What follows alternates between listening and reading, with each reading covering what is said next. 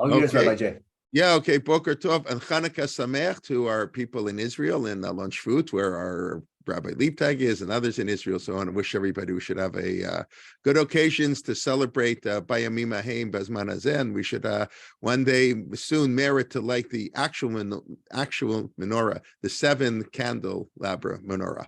Okay, it's a pleasure to welcome. I don't need to welcome Rabbi Leibtag. He's here every week. He's here more often than I am on Sunday mornings. But to start a new little mini 2-part series on my Chanukah. And as you know, of course, for today and then next week, and Vakasha, Rabbi Leibtag. Okay, so the title actually, my original point was to make Ma Chanukah. What is it? But my Chanukah is the Gemara's lashon, so I'll try to tie them together. There's so many classes on Chanukah on the everywhere, especially on Torah in Motion. So I'm hoping I'm not going to overlap. I'm going to try to stick with things which I think are relatively, I'm pretty sure things I came up with, and I'll quote. To make said therefore, I'm pretty sure that won't overlap, and the things everyone else says, I'll try to tie into it. So let me go. There's 2 parts to it. One is I call whether. Well, let me share my screen. Where's my title? Here we are. Okay. Technically, it's called Re-examining Chanukah. Is it a rabbinic, prophetic, or universal holiday? So why would you call it a rabbinic holiday? That's obvious because it happened after Tanakh was closed. It's definitely not biblical. It's definitely rabbinical, even though the rabbis don't seem to be so crazy about it. They almost had to accept it because the people, it was a very popular holiday, but a lot of people claim that the rabbis that there's no Masechet Chanukah. They toned down the whole things with the Maccabees, etc., and they put the whole focus on the menorah. Hopefully, we'll get to that when we talk about how holiday developed rabbinically. Now, why would you think it's not a prophetic holiday? Because it's after the Tanakh is over. We're going to see primarily next week why it is a prophetic holiday. But to understand why it's a prophetic holiday, we have to start this week why it's a universal holiday. Because it can't be by chance that both Christmas and the Christian holiday and the ancient Roman holiday of Saturnalia, which we'll talk about today, and Chanukah come out the same time of year.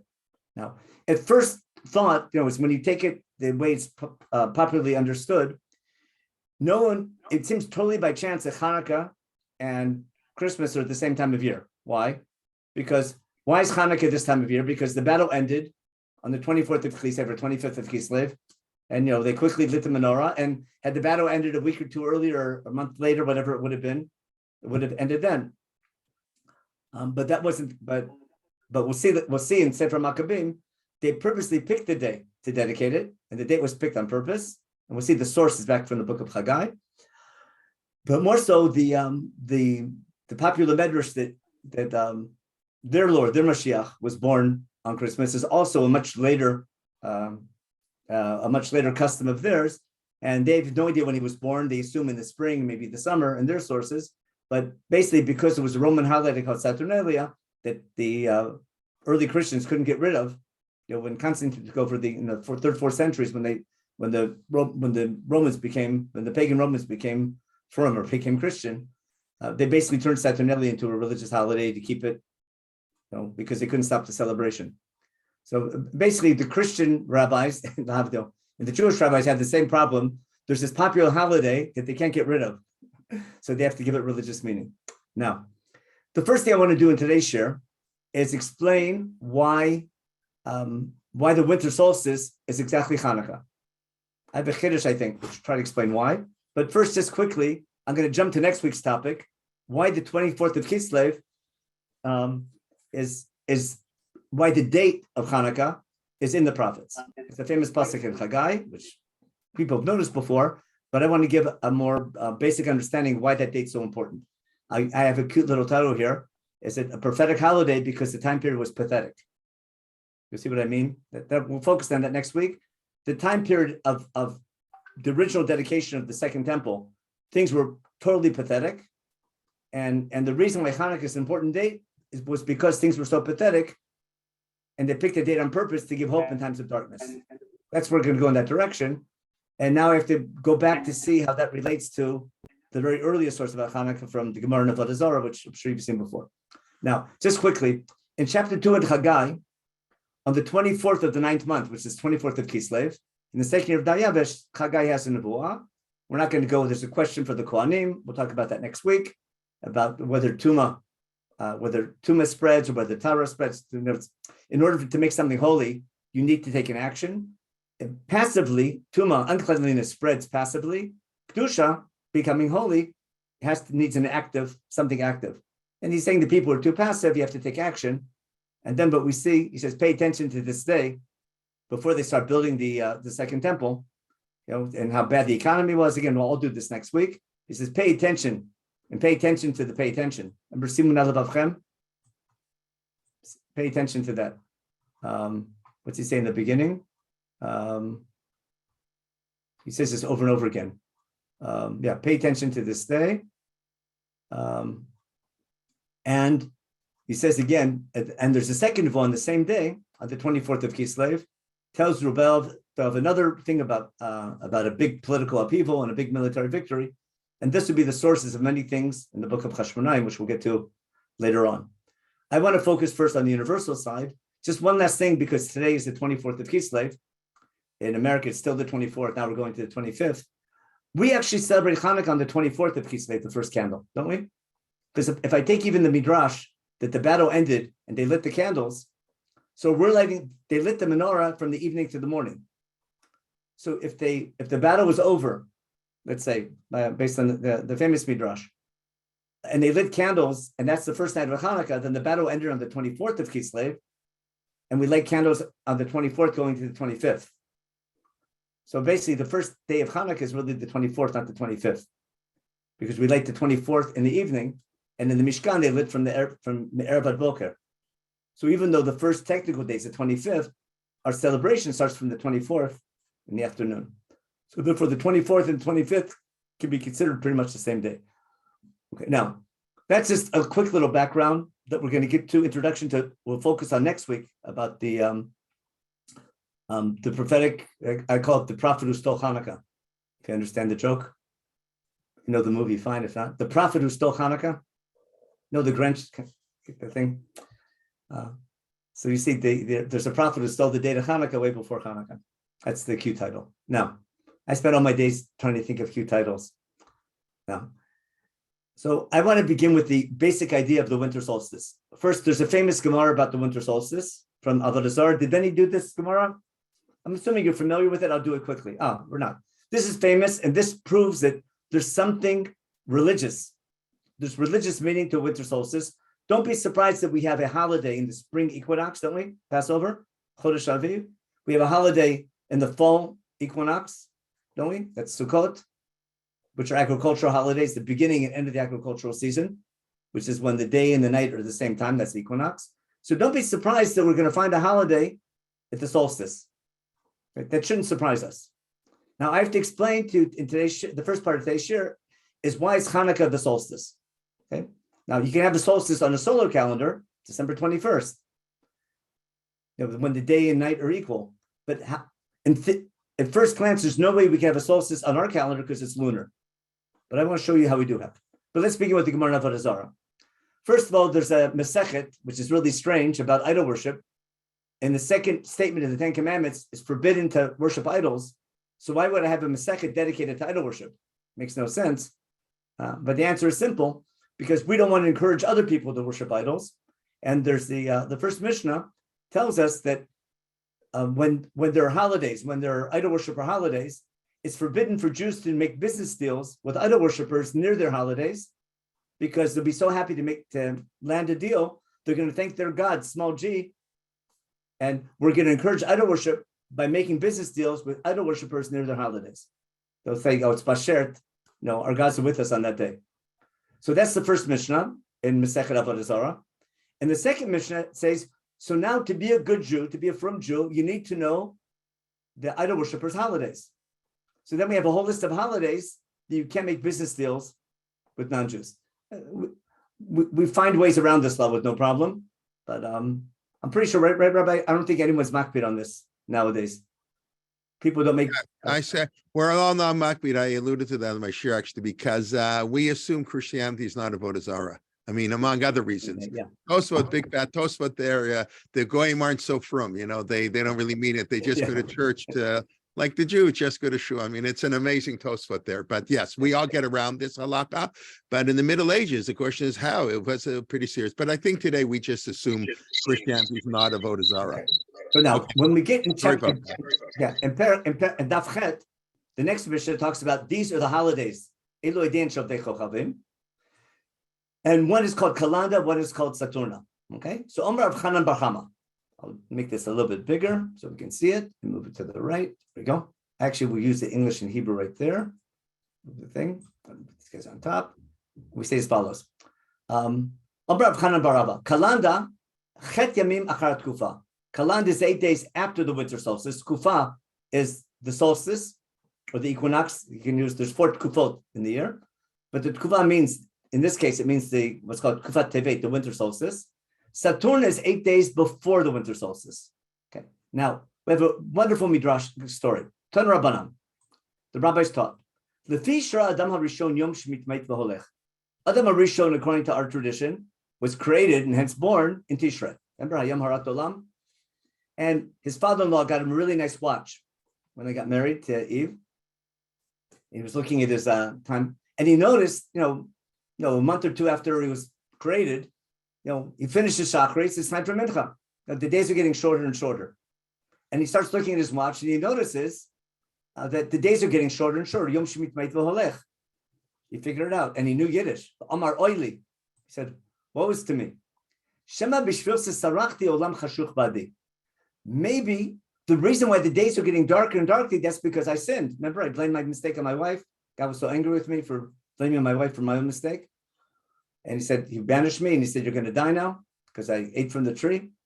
So Adam that didn't know what death was, but what did he notice? The days are getting darker and darker. If this continues, what will happen? There'll be no light, and we're back to before creation. Remember, the first thing God created was Or. Now there's no light, and maybe that's what God meant by death. Okay, so again, God's creation is going backwards to where it started. And when God said you're going to die, that's what He meant.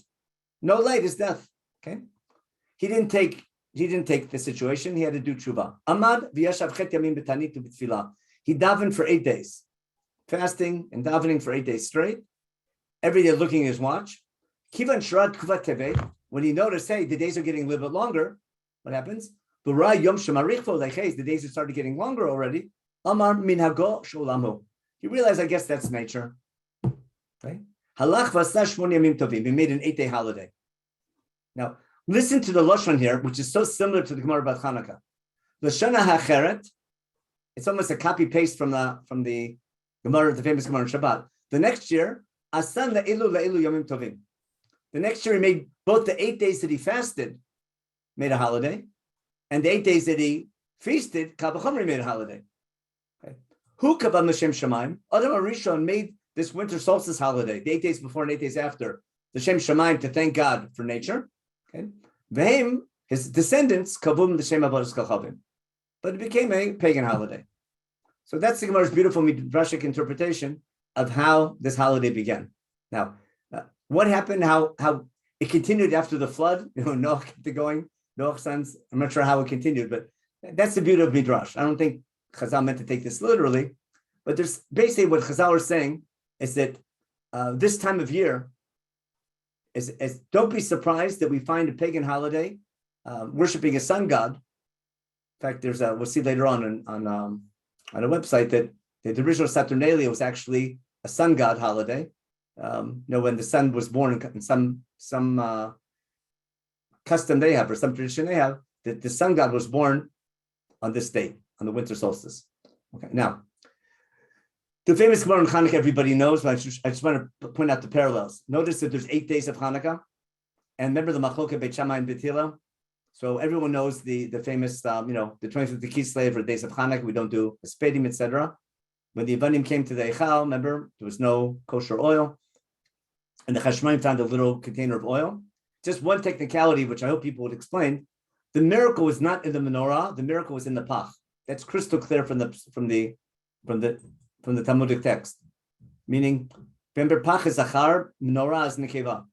So they found one pach, a pach achad shel shemen, and the mitzvah, according to Chumash, is you light the menorah from evening to morning. In normal days, what they would do, the Kohen would come in the morning. It's called Hatavat HaNerot. He'd come in the morning into the Kodesh. He'd clean up the menorah. If there were any candles still lit, he would extinguish them, took out the oil, put in a new wick, put in new oil, cleaned everything, put the Nerot back on top, had it all set up, did not light it.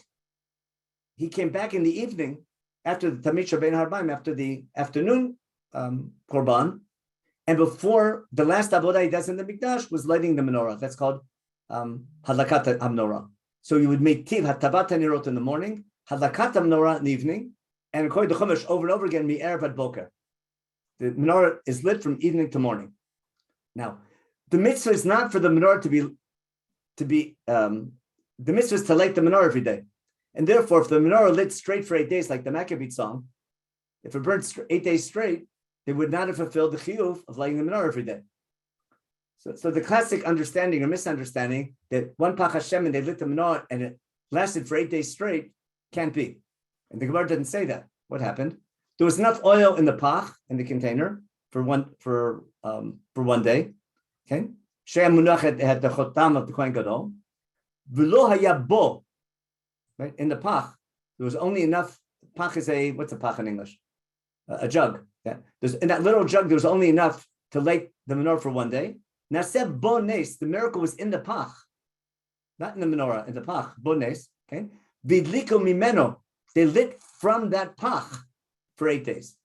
Meaning usually, now it's the same miracle that we read for the Haftarah in Parsha Vayera, with Elisha helping that lady who was destitute. Remember, they took her 2 sons into slavery and she needed to pay her loans back. And she came crying to Elisha. Remember, her husband was a Navi and probably killed by Zedo. And she needs help. And Elisha told her, what do you have at home? All I have is 1 little container of oil. And said, go borrow utensils from your friends and fill them up and sell the miraculous oil and pay back your debts.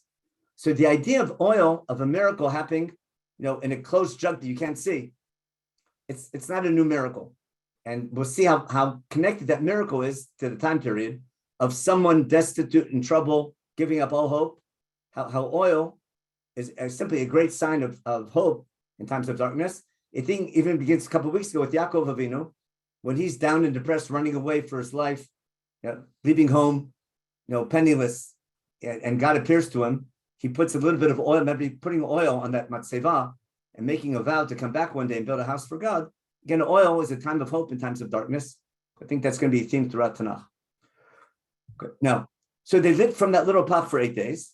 But listen, the Shana Acheret, the next year, Kavum, and they made it 8 days of Halon Hodaya. So see, remember the Shana Acheret, and here the Shana Acheret, the next year with Adam Arishon, they made it a holiday, the Shem Shamayim. So there's a lot of similarities. And remember the Machloket Beit Shammai and Beit Hillel? Do we late 8 days going up or going down? That's exactly the last 8 days of the solstice, getting darker and darker, or the 8 days after the solstice getting lighter and lighter. So the question, are we lighting Hanukkah candles in sync with nature or to counter nature? You follow?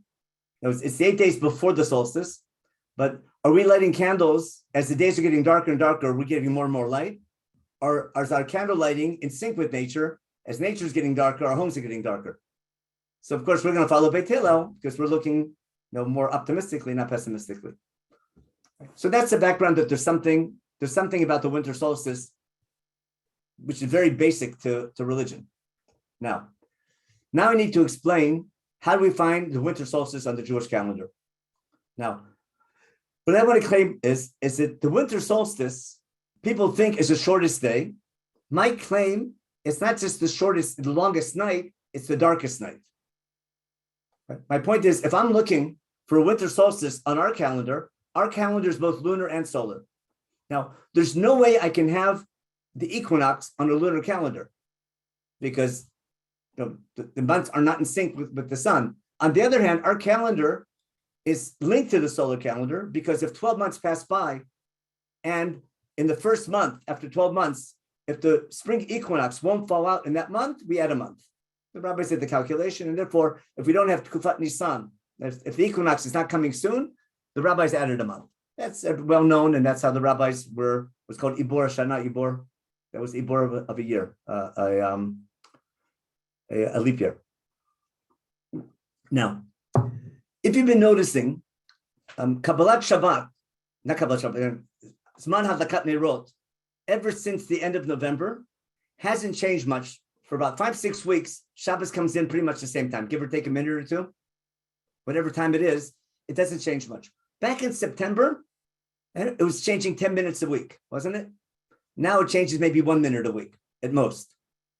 Meaning in December, the days are short and they don't change that much. I'll show you on a thing. So therefore, the entire month of December and January pretty much, the end of November, basically the month of December in general, it's the shortest days and hence the longest nights, but not every night's the darkest. Let me give you I'm going to share my screen with you.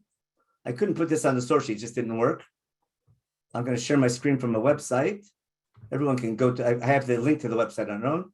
Let's look at sunrise. This is December. I do it in Jerusalem, it can be anywhere, okay? Anywhere in the Northern Hemisphere. Look at the length of the day, right? And how much it changes day by day. See, it's December 1st. The day is 10 hours and 13 minutes. You forgot look at December. to share your screen. Rabbi. Oh, I didn't share my screen. My mistake. Sorry about that. My mistake. Okay, share screen. And here we go. Share my screen right here. There we go. Let's go back again. Here's a December 2022, December, the sun in Jerusalem. And if I look at the length of the day, remember you have sunrise and sunset. The length of the day in December 1st is 10 hours and 14 minutes. It gets shorter and shorter by about less than a minute a day. When you get to the solstice, December 21st, see what happens? It changes 2 seconds a day. And on December 22nd, it's a half a second, less than a second. Got it? It's 2 seconds, 5 seconds, 8 seconds, 11 seconds, you follow? But as we get to the solstice, the day basically is 10 hours, the whole month. From the middle of December, the length, the daylight, look at from the beginning of the month, 10 hours and 12 minutes, 10 hours and 10 minutes. The shortest is 10 hours and 4 minutes. It ends at 10 hours and 6 minutes, you follow? Basically, the day is not changing. It's the shortest days of the year and the longest nights. And therefore, there's no big difference in the length of the day in December. On the other hand, I can have a very long day, a very short day, and long night, but I can also have light at night from the moon. So if I go to the moonrise and moonset, if I look at this month, for example, when I look at moonrise and moonset, that's a function of the lunar month. Got it? Now, look in the month, there's here illumination. Illumination is how bright the moon is. Remember a full moon? Remember the moon is full on the 15th day of the Hebrew month. But here's the full moon. It was December 9th was the full moon. See that 99%, 98%? Okay. And now the moon's getting smaller and smaller this year. See that? Now, and this is already the new moon, Rosh Chodesh. Rosh Chodesh should be December 20. See, here's the new moon. December 23rd is Rosh Chodesh. A half moon is the 16th of December, and the full moon was the 8th. Got it? That's the most illumination on a full moon. But what's even more important, when does the moon rise? In the beginning of the month, the moon rises right after sunset. But in the second half of the month, notice, this is a half moon. This is here. This is a full moon. Okay? So on a full moon, the sun rises at sunset, pretty much. And that way the full moon is out all night long. A week later, the third week of the month, the moon doesn't rise till midnight. And every day it rises later and later. And notice, right before the new moon, Rosh Chodesh, the moon doesn't rise till 5 a.m. Got it? And sets like, we don't see it during the day. So moonset doesn't mean anything because it's during the day. But the moon's coming, not only is it getting smaller and smaller, it's rising later and later. And if the moon rises after midnight, no one's going to see it no matter what. Therefore, if I'm looking for the 8 darkest nights in any month, what are they? The last 6 days. Look right here. See the last 6 days of the month? Where the moon comes out. It's getting smaller and smaller. And the moon doesn't rise until 4, 5, 6, 7 in the morning. So therefore, those nights are simply totally dark. And if you look carefully, that's going to be exactly, look at our calendar of Chanukah. We started tonight on the 18th, didn't we? Today's December 18th. Notice the moon is less than a half. It doesn't rise to 2 in the morning tonight. Tomorrow night, 3 in the morning, 4 in the morning, 5 in the morning, 6 in the morning, Rosh Chodesh. Finally, when Chanukah is over, it's the new moon. It comes out for maybe a half hour at night, and that's it, a tiny little crescent. Once Chanukah is over, on the third month, it's out every night. In the beginning of the night, getting bigger and bigger. Understand? So if I'm looking for the darkest night of the year, right, the darkest week of any month is the last week of the month. Now, or if I want to make it simple, the darkest, if I'm looking for the 8 darkest nights of any month, it's the last 6 days and the first 2 days, no matter what the month is. Now, let's stop the share for a minute and go back to just talk normal. If the spring equinox is always going to be the first month by definition, because if 12 months are over and I'm not anywhere close to the spring equinox, we add a month. So no matter what, the spring equinox is always in the first month. That's how they go there. Therefore, by definition, the winter solstice has to be 9 months later, and the winter solstice will be either in the 9th month or 10th month. It's got to be one or the other. It can't be before the 8th. It can't be in Cheshvan. It's either in Kislev or Tevet. You can do the math later on your own, with the range of of possibility of where the spring equinox would begin, and 9 months later, or 270 days later, which means that the winter solstice is either going to be in the 9th month or 10th month in Kislev or Tevet. But if the darkest night of any month is the last week of the month, where's the best place to put the winter solstice on our solar lunar calendar? The last 6 days of the 9th month going into the 10th month, which is exactly Chanukah. Therefore, our winter solstice is way better than December 21st, because in theory, December 21st, some years could be a full moon. It changes. But Chanukah is always the darkest nights of the year. As far as the length of the night, it's always the same length, give or take a minute. Remember, I showed you on the thing. And therefore, what I want to claim is, and that I'm sure you didn't hear from anybody, because maybe someone else thought of it.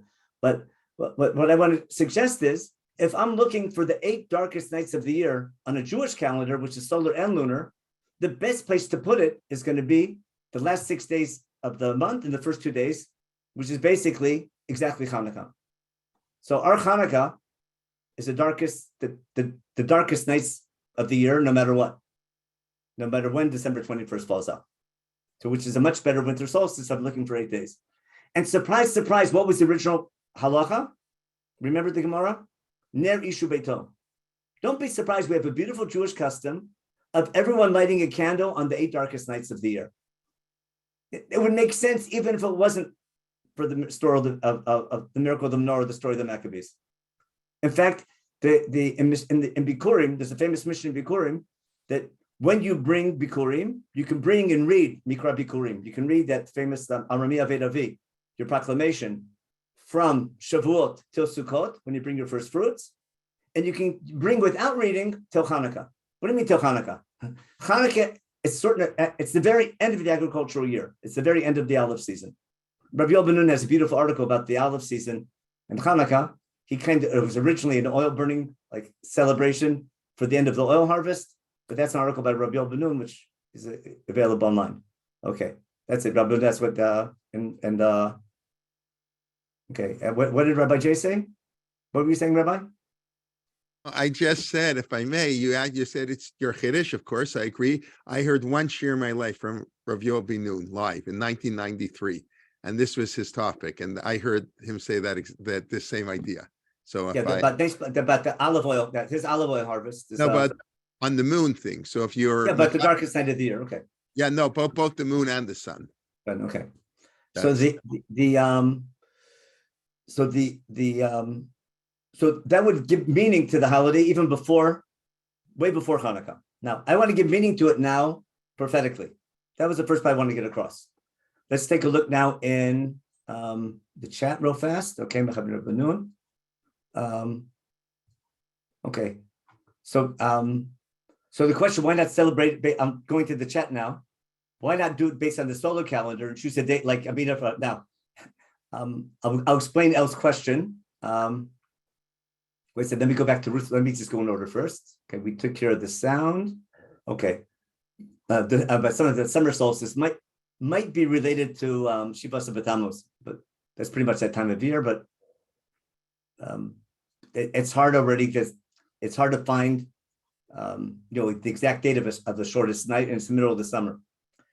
But Ruth says, why did we lose the second set of 8 days? Oh, it could be we didn't lose it because the second set of 8 days takes you to Asar B'Tevet. Maybe we'll do a share on Asar B'Tevet. Maybe I'll do a share on that. Okay, in other words, 8 days when Chanukah over, the next 8 days are going to be Asar B'Tevet. And there's something special about Asar B'Tevet. It's not just the day of the siege. It's the 10th of the 10th. There's something going on there. Okay, why not? So Ella asked, why not celebrate based on the solar calendar and choose a date like the prayer for rain? Okay, so I want to go back to the prayer for rain, which is an interesting phenomenon. So basically, in Jewish law, we pray for rain in Cheshvan, right? On a lunar date, based on our calendar, based on what we don't want to pray for rain on the holidays because it's a holiday, and we add a week or two because people might forget something, go back to Yerushalayim. So we wait for 2 weeks till after Sukkot is over. So that's why the date is Zayin Cheshvan. When the Jews moved to Babylonia after the exile, no one could pray for rain, honestly, in Babylonia for 2 reasons. One is the last time it rained in Cheshvan in Babylonia, there was a terrible flood, and we didn't want that to happen again. That was in jest. But it's not by chance that the flood happens in Babylonia, because Babylonia has, sometimes when there's too much rain, the Euphrates and the Tigris overflow and they flood. And therefore, too much rain in Babylonia is not a blessing. It can be a curse. And therefore, you don't pray for rain when you don't need it. And therefore, the minhag of Bava was to wait to pray for rain. What did they wait for? They waited 30 days before the winter solstice. So that's how December 4th, December 5th got into our calendar, based on the Julian calendar, and they don't accept the Gorgian calendar. But that's a whole history of halacha of picking the date. What happens afterwards? Why does everywhere else on the globe go by Bavel? It got too complicated. But there's a famous thing: the Jews in Jerba did a different minhag. They followed some places followed the minhag in Israel. Some people follow what's ever needed in their own town, which also makes sense. But it's really complicated. But it's what's called a lo plug. We just picked December 4th or 5th, even though there might not be anything realistic about it as far as really needing rain. But that's what we do, and that's the road of halacha. But that has a different set of parameters because you have to keep it simple. Okay, now let's go back to, so that was the idea of the darkest nights of the year. Now let's go back now to our topic. Let's share my screen. And we did the phases back to our source sheet. Okay, so what did we say? We looked at the moonrise. I have the link there to the website, so you can find it easily. So it could be that lighting candles this time of year could be a symbol of hope during the darkest nights of the year. It's not the short day, it's the darkest night, because the 8 darkest nights of any month are the last 6 days. We went through that, and the first 2 days of the next month. And if the spring equinox is the first month, then 9 months later, therefore the solstice will be the 9th or 10th month, and therefore the last 8 days of the 8th going to the 9th, 9th going to the 10th, it's exactly Chanukah. Now, with that in mind, I want to try to explain why they picked this date for Chanukah. Now, I'm going to jump to the book of Maccabees, and I'll show you, actually, I want to show you something from another source on a different, I have in a different source sheet here, how Christmas became celebrated on December 25th. This is from an old website. I have it on a different website as well, but I'll just read it from here. So Roman pagans first introduced a holiday called Saturnalia, a week long of lawlessness celebrated between December 17th and 25th. December 25th on their calendar was the winter solstice. It moved later to the 21st, but the last 8 days of the winter, of the fall going to the winter, the 8 days before the winter solstice is called Saturnalia. That's what the Gemara is talking about, and it was a well-known pagan holiday. During that period, Roman courts were closed. Roman law dictated no one could be punished for damaging property, injuring people during celebration. Lahavdil, almost like Purim, but for 8 days. Okay. So the ancient Greek writer named Lucian, he has a dialogue called Saturnalia, describes the holiday, how it was in his time. They had human sacrifice. He talks widespread intoxication, people getting drunk, singing, quarreling. You can read the rest on your own. But what's called hefkarut in English or Hebrew, basically wild parties. In the 4th century, okay, Christianity imported Saturnalia, hoping to take the pagan masses with them. Remember, after Constantine, and the whole Roman Empire goes from pagan to Christian. So Christian leaders couldn't get rid of Saturnalia. So they converted Christianity to pagans, probably they could continue to celebrate Saturnalia as Christians. There's different ways of presenting it, but you can look that up. Just do a search for the connection between Saturnalia and Christmas. You'll see tons and tons of sources in Wikipedia and history, and every single website possible talks about it. Now, the problem was there was nothing intrinsically Christian about Saturnalia. Therefore, to fix this, they decided that it's going to be his birthday. That's a famous minhag, and which is really interesting. Anyone here from Massachusetts or Boston should know this. Because of its pagan origin, Christmas was banned by the Puritans, and observance was illegal in Boston between 1659 and 1681. So, and the Reverend Mather of Boston observed in 1687 that the early Christians who first observed nativity did not thinking it was Christ was born that month because the heathens, he noticed it. This other guy noticed it back then. So we have a lot of Christian sources. The fact that the Puritans forbade celebrating Christmas shows you that that source is well known. Now, it can be that there's this big holiday, which is purely pagan, right? And all of a sudden, we happen to be doing something on the same time. And we've taken a time of year which is almost begging some type of celebration, something marking. And instead of getting drunk, we light candles. You see the difference? New Year's parties today is pretty much the same idea as Saturnalia. People get drunk. Darkest time of the year, you get drunk. Jews, we should be learning Torah, but we light candles and talk about a better future. Now, as far as we'll get to Josephus later on, but in the book of Maccabees, which we'll do more in detail next week, when they cleanse the temple, what I want to show you is that here on the after they cleaned it up, I'll just talk from 47. The guy writing Maccabees 1 is totally from. You'll see, he's writing almost like almost pseudo prophetic. Okay, they took whole stones according to the law. They built a new altar, a new mizbeach. They made a whole new mikdash because everything was profaned by the Greeks for 3 years. They made new holy vessels. They brought a new menorah. They brought a new mizbach toret, a new shulchan. They made a brand new mizbeach. They started bringing the korbanot. They brought the lechem apanim, etc. And on the 25th day of the month of Kislev, in year 148, which is 164 BCE, they got up in the morning. They brought, for the first time, they did Chanukah HaMizbeach. Chanukah HaMizbeach Chanukah was originally called Chanukah because Chanukah HaMizbeach on the new altar, because the old one was profaned. And now here's the big deal. At the same time and day the heathen profaned it, it was dedicated on that day. Okay? Now, the day of Hanukkah was picked not only by the Jews, it was picked by the Hellenists 3 years earlier, specifically to profane it. We're going to go back and see that source in a minute on our source sheet. And they kept that dedication of the Mizbeach for 8 days, offering burnt sacrifices and gladness. And then Judah decided to keep those 8 days from every year from then on. Okay, we'll see this source next week, much more in detail. I just want to point out one key thing, which we'll see now in Sefer Maccabim, that the idea of Chanukah being 8 days has its sources already in Chumash, because Chanukah HaMizbeach in Chumash is 8 days, isn't it? Remember, there's 7 days of inauguration, and Yom HaShmini is the 8th day. That's the day the Shekhinah comes back. And Chanukah HaMizbeach is on Yom HaShmini. There was the day of Kvod Hashem coming down is the 8th day after the 7 days of Miluim. And on that day is when they bring all the Nisim bring their korbanot, so they spread out for 12 days. But the Chanukah HaMizbeach is on the 8th day. Basically, Chanukah HaMizbeach and day 8 goes hand in hand. And don't be surprised that when they instituted Chanukah, celebrating the rededication of the Mikdash or the in Bayit Sheni, it relates to the story of the Mishkan and Chumash being 8 days, 7 plus 1, 7 days and the 8th day. That's not by chance. And even if it wasn't for the miracle of the menorah, there'd be reason to have it 8 days. So let's go now to our regular source sheet and go in order now. Let's go back to not this one, but this one. Here we go. What I want to show you now is I want to get simply to the date in Chagai, and next week we'll do this more in detail, of why the day became important since the beginning of Bayit Sheni.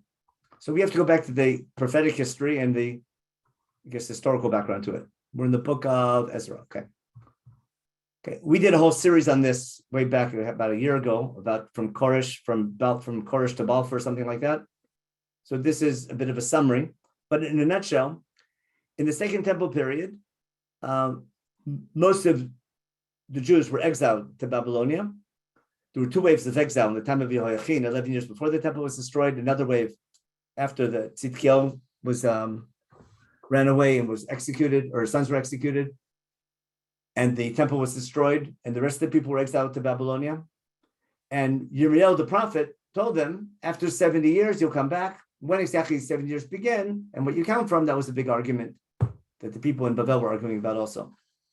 But the book of Ezra begins in the first year of a new Persian king, when the Babylonian Empire falls, in the first year of Koresh, the king of Paras, just as God had predicted through Yirmiyahu that Babylonia would be in power for 70 years. The Babylonian Empire fell. God didn't promise the temple would be rebuilt after 7 years. God promised the Babylonians would be in power for 70 years. After 7 years, you have the opportunity of returning. If you return, you have to want to return, and that's up to you. So therefore, in the book of Ezra, we're told that Koresh's decision to allow the Jews to return God was behind that. Koresh did it for political reasons, but the Navi is saying that God was behind King Cyrus's decision to allow all the ethnic groups to go back to their homelands. And that was his policy of the Persian Empire that applied not only to the Jews, but to all the ethnic groups that were exiled by the Babylonians and earlier by the Assyrians. Okay. So Kobar Koresh Melech Paras. Okay.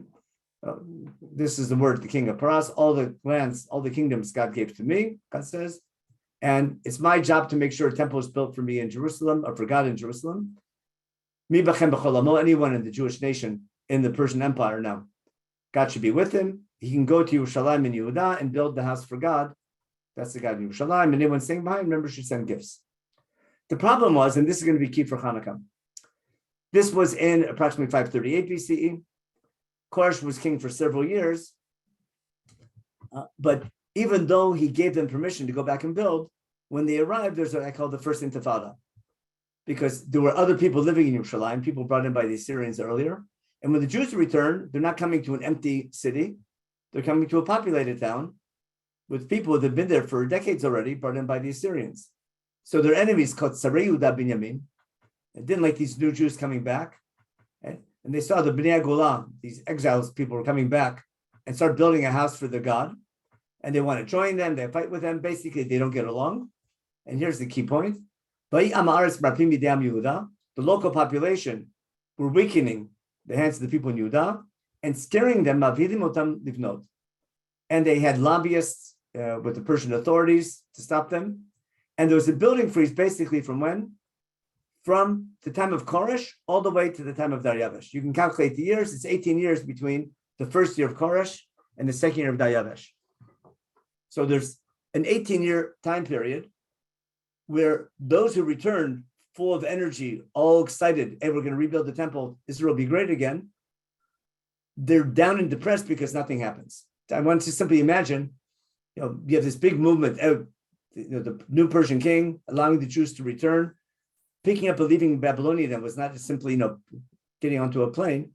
That was basically living your friends, your homes and everything, picking up and moving to Israel with these great hopes.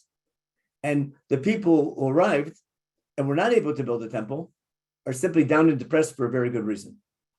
And therefore, there's ample reason for the people returning to be depressed and pessimistic. On top of that, we'll see in the book of Haggai, the economy is a disaster.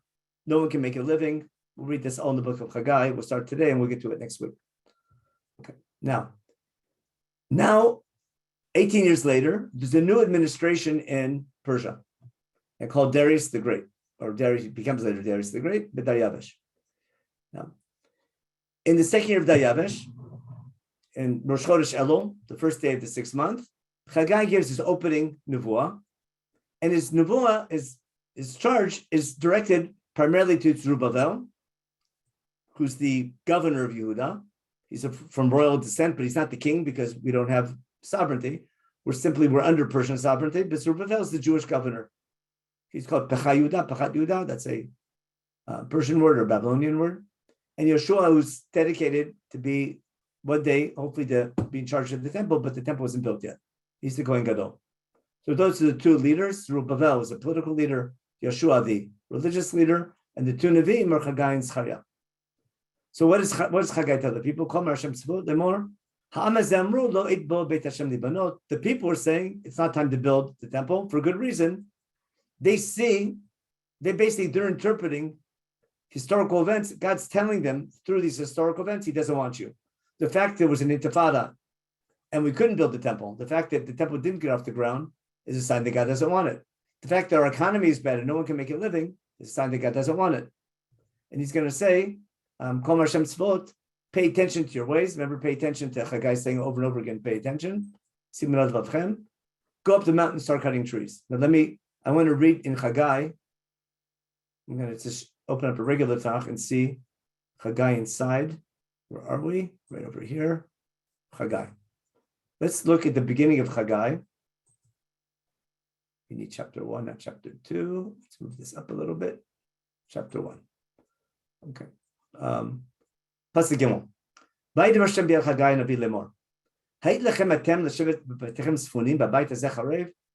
Chagai is giving a very fiery Zionistic speech, telling the people, "Is this time for you to be, sealed in your houses, complacent, and God's house is destroyed?" And therefore, he says, pay attention to your ways. Look at your economy. Zratem harbeh, you planted a lot, and your output was none. Okay?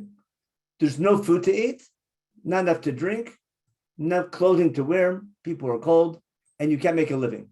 But he's basically saying your economy is a disaster. And therefore, God's saying, pay attention. Start working on the Mikdash, God says, and I'll sanctify myself in it. And then he says as follows, what's been happening till now? You were hoping for a good output, for a good productive year, and you only had a little bit. He says, bring it to the house and you build it, and your output and your prosperity will grow like crazy.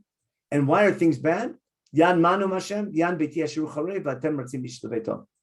Basically, Chagai is saying, you're misinterpreting God's message. Because the economy is bad and the land's not giving its produce properly, the people are interpreting that as God doesn't want us here. We made a mistake by coming back. Chagai is saying you have it wrong. The reason why your economy is bad is because you're not working on the temple. The reason why it's not raining, and hence there's no produce of your land, is because you don't care about the temple. And therefore I called a famine, I called a drought on the land, God says, on the mountains, and on the grain, and on the grapes, and on the olive production, and everything coming out of the field. And basically your economy is rock bottom because you don't care about the temple. And Zerubbabel hears this and they're inspired. I want to add something. Again, I'm not sure if I'm right, but I have a hunch that the reason why we have the bracha of Bonei Yerushalayim and benching is because of this. I'll try to explain why. Remember, the first two brachot of benching make sense. Al Aretz V'Amazon makes sense. And Hazanat Takol makes it. The first bracha, Hazanat Takol, for sure make part for benching. And Al Aretz V'Amazon makes sense. But what does Yerushalayim have to do with eating food? There's no obvious connection. People fetch here and there, so we always talk about Yerushalayim. But why make a blessing showing your yearning for Yerushalayim? If I follow this lead from Chagai, what's he saying? If you show God you care about rebuilding the temple and you want Yerushalayim rebuilt, God will bless the land. We see a direct connection between caring for Yerushalayim being rebuilt and the blessing of the land. So it could be that one of the reasons that we mention Yerushalayim and show a yearning for Yerushalayim and benching is because that should, based on Chagai, that should bring a blessing to the land and to our production. I'm not sure if that's right, but I've never heard of any reason, any other more solid reason other than that. So that's what Chagai is saying. Zerubbabel hears this, okay, and Yoshua, and Chagai, etc. And first they're feared, they're in awe, but they're inspired. Okay? And God has to give them assurance. I'm with you. Ani etchem, Hashem, God says. And God inspires Zerubbabel to take leadership. And he inspires Yoshua, the Tzadok, basically the leaders, now going to inspire the people and the spirit of all the people. And they began working on the temple. They started doing the car washes, raising money, getting an architect, arguing over the plans. And things are happening in Elul. And then a week before Rosh Hashanah, there's another little gathering. We don't know what happened there. And in chapter 2, it's already a month and a half later. We have the high holidays. It's already Sukkot. And the last day of Sukkot on Hoshana Rabbah, on the 21st day of the 7th month, Chagai gives another speech on the last day of Yom Tov. It says, tell Zerubbabel and Yeshua, tell them what? Who remembers, Mi B'chem HaNishar, who remembers the good old days? If any old timers, they remember how great the first temple was. And you see the plans we're planning now, it's a joke. Saying, you guys have great hopes, but you have to realize even what we're building now doesn't seem much, but you need reassurance. And here, remember we say nowadays, you need chizuk, you need reassurance. Listen to the chizuk they need. V'atah chazak Zerubbabel. Zerubbabel needs chizuk. Yeshua needs chizuk. Chazak Yeshua ben Yesodah. But chazak kol am, the people all need chizuk. They need encouragement. God's saying, why? I'm with you. Now, the people have been so depressed and so disappointed over and over again, you start giving up hope. Yeah, like when sometimes you try something and you fail often. Remember, the first temple failed, and then under Koresh we failed. We're starting again. You start giving up hope. You don't want to bother trying. You want to be disappointed again. So the Navi's giving them chizuk, giving assurance, got to be with you, and it goes back to the covenant that I made with you coming out of Egypt. That covenant is not over. Remember, we're not dry bones, as Yechezkel said. You're always my people. Now he makes a promise. Kol Hashem tzvaot. This is the word of God. In a short time, there's going to be a big political upheaval. And there'll be a big noise, or like big earthquake among the nations, some big political event. All the nations are going to come and fill this house up with kavod. It means Jerusalem will become a respected city again. And God says, I'll help you with the funding. Don't worry. And the famous line that of Jerusalem will be great again. This next temple can be greater than the first temple. Okay. And on this place, there can be peace and harmony. It's possible. Now, that's the speech on the last day of Sukkot. Remember, Rosh Chodesh Elul, they begin inspiring the people making plans, and now it's time to get started on the Mikdash. Now here, I want to end the shir with my key point for today. What do I want to claim? Where are we? On source sheet, just a quick review. In Chagai chapter 1, the new administration and new hope, talked about. Pay attention to your ways. And Zechariah, we'll see next week. We'll talk about Zechariah. He's saying that Shekhinah can return, giving them hope. And Chagai is saying Jerusalem can be great again, the Chizuk, etc. Now, we're going to find now, and this again we'll do in detail next week, that they break ground on the 24th of Kislev. The question is going to be, why break ground in the middle of the winter when we'll see it's going to take 4 more years to build it? They don't finish the building until year 6. We see that in chapter 6 of Ezra. I think I have it later, farther down here. In Ezra chapter 6, it's in Aramaic, but B'Shavi Yehuda, there was the elders from the Savei Yehuda, the elders of Yehuda.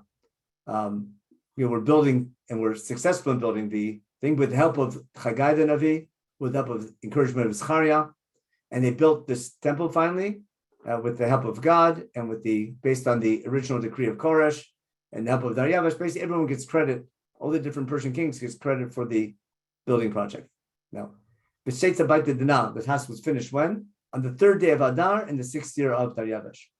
Meaning they break ground in year 2, they don't finish till year 6, which means it's going to take a long time. And in general, I'll give you something we know from our own building projects. When you make I'll check I'll get to the chat in a minute. Okay, I'm looking at the chat.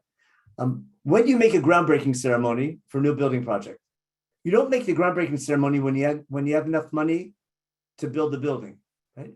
You make a groundbreaking project when you have enough money to have a groundbreaking ceremony. Understand?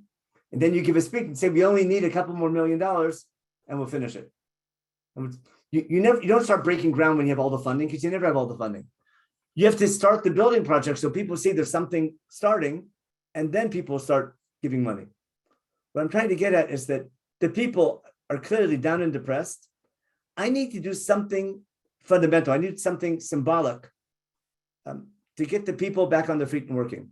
And I think what I want to suggest is Chagai is picking the darkest time of the year. He's taking the winter solstice specifically to start groundbreaking, because the people are down and depressed, and we're going to pick the darkest time of the year to break ground on the temple as a sign that it can't get any worse. And from here on, just like in nature now, starting from the winter solstice, days are getting longer, nights are getting shorter, and there's more and more light. The moon will be out, and the next month will be even more lighter, and then we'll have the sun out.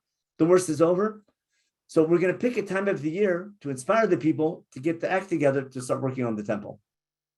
And therefore, the date of Chanukah is going to be a key date from the beginning of Beit Sheni. Now, remember, Chanukah itself is some 200 years later. But the date, we'll see, must be an important date, because let me show you one last source for today. Let's go back to our source sheet from the book of Maccabees. Again, we'll do all this next week, and we'll do the Rashi next week as well. In the book of Maccabees, we have the Gzerot of Antiochus, that no one can do the, I'll read from chapter 1 of the book of Maccabees. Okay, Antiochus wrote the whole kingdom that everyone should be one people, and everyone has to leave the other religions, so everyone would be one big nation, all following Hellenistic customs. So many Israelis and made the people Hellenized, okay? Sacrificed to the idols, profaned Shabbat. Basically, many Jews became Hellenized, and the mistake that Antiochus made, if you tell a Jew you have to keep Shabbat, they're not going to keep it. They tell you can't keep Shabbat, then they start rebelling. Okay? So the king sent letters to Messer in Jerusalem and said that they should follow the strange laws of the land. They forbade korbanot, they forbade the offerings in the temple, etc. They couldn't keep Shabbat. Remember, they stopped a lot of other minhagim, and they defiled the temple. They set up altars to all the different idols, all the famous things. They forbade people to do circumcision. And basically, they want to change all their laws. Okay, and if you didn't do that, everything was punishable by death. Okay. Okay, so that was every city. Now, what happened? Now, listen carefully. As the decrees of Antiochus begin, on the 15th day of the month of Kislev, in year 145, which is 167 BC, okay, they set up an altar on the Beit HaMikdash. They got the Mizbeach ready for idol worship on the 15th, but they waited. We'll see in a minute. Yeah, they made all these different laws, and they waited to the 25th day of the month to bring a sacrifice on the altar. But I'm getting at the Hellenists who knew the religion. Remember, most of the war, it's not just the Jews against the Greeks.